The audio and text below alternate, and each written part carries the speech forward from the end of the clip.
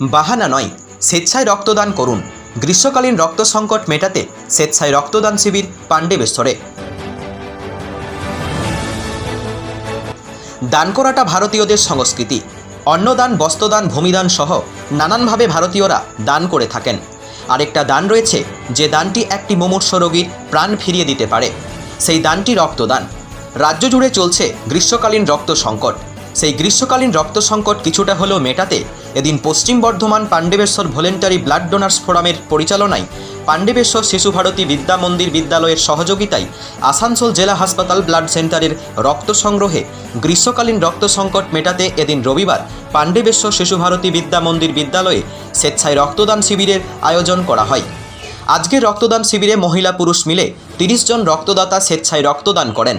সকল রক্তদাতাদের শংসাপত্র ছাড়াও উপস্থিত বিশিষ্টজনদের বরণ করা হয়।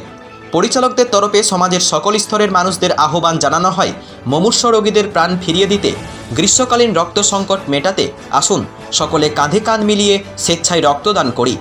উপস্থিত ছিলেন পিবিভিডিএফ এর সভাপতি লালটু সামন্ত, সদস্য রবিশঙ্কর ঘোষ, কৃষ্ণগোপাল রানা, রাজাপ্রসাদ, মনোজ মণ্ডল, দীপক বাউরি, অভিজিৎ বাউরি, গিরিধারী পাল, মনোজ ডোম, স্বরূপ ঘোষ, আসানসোল জেলা হাসপাতাল ব্লাড সেন্টারের এমটি ল্যাব টেকনোলজিস্ট চন্দ্রকান্ত সরকার, শিশুভারতী বিদ্যা মন্দিরের প্রধান শিক্ষিকা কৃষ্ণা ঘোষ সহ বিশিষ্টজনেরা ও রক্তদাতারা।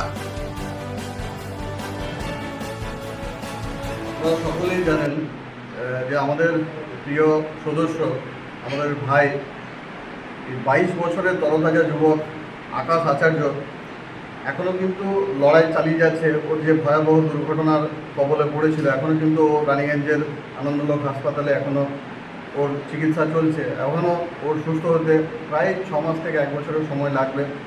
সমাজের অগণিত মানুষ আকাশের বিপদে পাশে দাঁড়িয়েছেন, তাদেরকে অসংখ্য ধন্যবাদ এইভাবে এগিয়ে আসার জন্য। প্রতিটা মানুষ জাতি ধর্ম নির্বিশেষে আকাশের পাশে দাঁড়িয়েছেন, আগামী দিনেও দাঁড়াবেন, কারণ আকাশের লড়াই কিন্তু এখনও শেষ হয়ে যায়নি।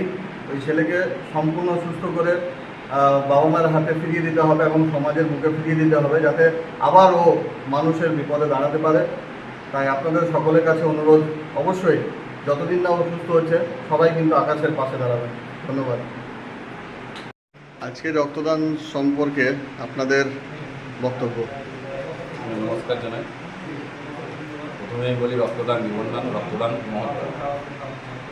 আগামীকাল সবাই জানেন আমাদের আসানসোল লোকসভা কেন্দ্রের ভোট, তো সেই ভোটের সকালে আমাদের রক্তের যে সংকট দূরকরণের জন্য আমাদের পাণ্ডবেশ্বর ভলেন্টারি ব্লাড ডোনার ফোরামের পরিচালনায় এবং আসানসোল হসপিটালের সহযোগিতায় আমরা যে একটা ক্যাম্প করেছি, সেই ক্যাম্পটাতে সাফল্যমণ্ডিত করার জন্য আমাদের প্রতিটা member Pandabeswar voluntary blood donor ফোরামের প্রতিটা মেম্বার আমাদের সহযোগিতা আছেন। আপাতত আমাদের 20 জনের রক্তদান হয়ে গেছে, আরও কিছু রক্তদান দাতা আছে, তারা রক্তদান করবেন। তাই 18 থেকে 65 বছরের সমস্ত যুবক যুবতীকে আমি করজোড়ে অনুরোধ করছি, যেন তারা সুস্থ, যারা শরীর, তারা যেন সবাই স্বেচ্ছায় রক্তদানে এগিয়ে আসে। আপনার পরিচয়?